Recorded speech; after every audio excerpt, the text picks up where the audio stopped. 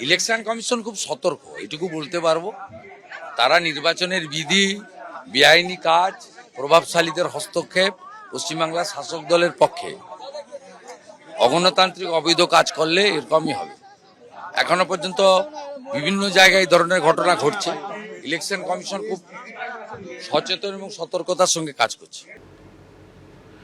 ভোটের প্রচার থেকে ফের বিজেপিকে নিশানা করলেন মমতা বন্দ্যোপাধ্যায়। সবাইকে লাইনে দাঁড় করাবে আর নিজেরা লুটে পুটে খাবে, আর বলছে তৃণমূলের বিরুদ্ধে চার্জশিট।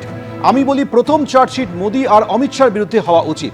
এই মন্তব্য করার পাশাপাশি প্রশাসনিক রদবদল নিয়েও সরব হয়েছেন মমতা বন্দ্যোপাধ্যায়। বিজেপির সরকার এত বজ্জাত আমি জীবনে দেখিনি, এত অত্যাচার আমি জীবনে দেখিনি, এত স্বৈরাচার আমি জীবনে দেখিনি, এত অনাচার আমি জীবনে দেখিনি। সবাইকে লাইনে দাঁড় করাবে আর নিজেরা সব লুটে পুটে খাবে, আর বলছে কি তৃণমূলের বিরুদ্ধে চার্জশিট।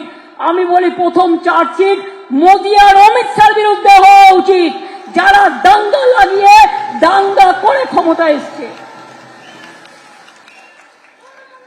হিন্দু মুসলমানে ভাগাভাগি, আইপিএস এ ভাগাভাগি, আইএস এ ভাগাভাগি, ওয়েস্ট বেঙ্গল পুলিশ সার্ভিসে ভাগাভাগি, ওয়েস্ট বেঙ্গল সিভিল সার্ভিসে ভাগাভাগি, প্রশাসনেও ভাগাভাগি।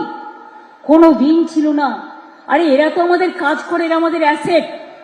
আজকে বিজেপির অ্যাসেট হচ্ছে সবাইকে ভাগাভাগি করে ভুলিয়ে রেখে দাও।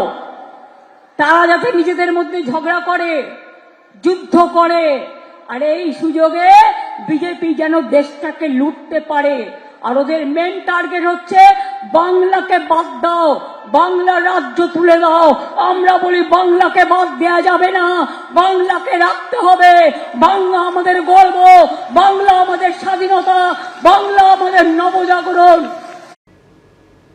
একদিকে দিল্লিতে নির্বাচন কমিশনের সদর দফতরে বিজেপি, যেখানে রাজ্যের শাসক দলের বিরুদ্ধে একাধিক অভিযোগ তোলা হয় বিজেপির তরফে, তারই পাল্টা সিইও দফতরে অভিষেক বন্দ্যোপাধ্যায়। ফর্ম 6 নিয়ে কারচুপির অভিযোগে সরব হয়েছেন অভিষেক বন্দ্যোপাধ্যায়। তিনি অভিযোগ তুলেছেন যে ভোটার লিস্টের মাধ্যমেই চলছে ভোট চুরি। আর কি অভিযোগ তার, শুনুন। কিছু ফর্ম 6 আলাদা করে সিইওর অফিসে জমা দেওয়া হচ্ছে এবং নির্বাচন কমিশনের বিধি অনুযায়ী 50টার বেশি ফর্ম 6 কেউ সাবমিট করতে পারে না। আমাদের কাছে সুনির্দিষ্ট তথ্য রয়েছে যে আজকে সকাল 11টা থেকে আমরা ধরুন 6টায় এসেছি, এই 6-7 ঘন্টায়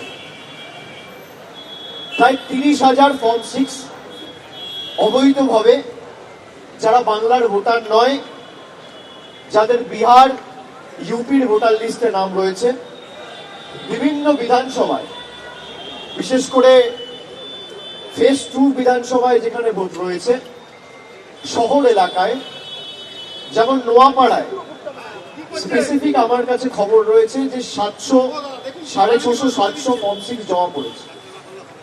ব্যারাকপুরে জমা পড়েছে, এদিকে পূর্ব মেদিনীপুরের এগড়ার ফর্ম 6 জমা পড়েছে। নর্থ কলকাতার 3টে বিধানসভা কেন্দ্রে জোড়াসাঁকো, শ্যামপুকুর, চৌরঙ্গি ফর্ম 6 জমা পড়েছে এবং সব মিলিয়ে প্রায় 30,000 ফর্ম 6 জমা পড়েছে। সুপ্রিম কোর্টের যে গাইডলাইন রয়েছে সেখানে স্পষ্টত বলা রয়েছে আন্ডার অ্যাডজুডিকেশন যে কেসগুলো রয়েছে, যেগুলো জুডিশিয়াল অফিসাররা নিষ্পত্তি করেছে, সেগুলো না ডিইও না সিইওর কাছে অ্যাপিল যাবে, সরাসরি অ্যাপিলেট ট্রাইব্যুনালে যাবে। সিইওর অফিস বা ডিইওর অফিস কোনো মতে অ্যাপিল জমা নিতে পারে না। ভোটার লিস্টের মাধ্যমেই ভোট চুরির অভিযোগ এবং সেই সঙ্গে পেটি পেটি ফর্ম 6 জমিয়ে রাখার অভিযোগ যখন তুলছেন অভিষেক বন্দ্যোপাধ্যায়, তার পাল্টা জবাব দিয়েছেন রাজ্য বিজেপির মুখপাত্র দেবজিৎ সরকার। ফর্ম 6 যারা জমা দিচ্ছেন সেই ফর্ম 6 ঠিক না ভুল সেটা যাচাই করবেন তো নির্বাচন কমিশন। এখানে রাজনৈতিক দলের কারোর কিছু বলার আছে নাকি? সব থেকে বড় কথা, নির্বাচনী বিধি চলাকালীন কয়েক হাজার লোককে নিয়ে গিয়ে বসে পড়া এবং সেখানে গিয়ে স্লোগান দেওয়া, এটাও জায়েজ।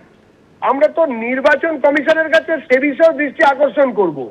মুখ্যমন্ত্রী মমতা বন্দ্যোপাধ্যায় বিভিন্ন সময় যেভাবে হিংসাকে প্ররোচনা দিচ্ছেন, নির্বাচনী ঘোষণার পরেও, নির্বাচনের ঘোষণা হয়ে যাবার পরেও, আদর্শ নির্বাচন বিধি লাগু হয়ে যাবার পরেও, সেটা নিয়ে আজকেও আমরা বলেছি এগুলো নির্বাচন কমিশনকে দেখতে হবে।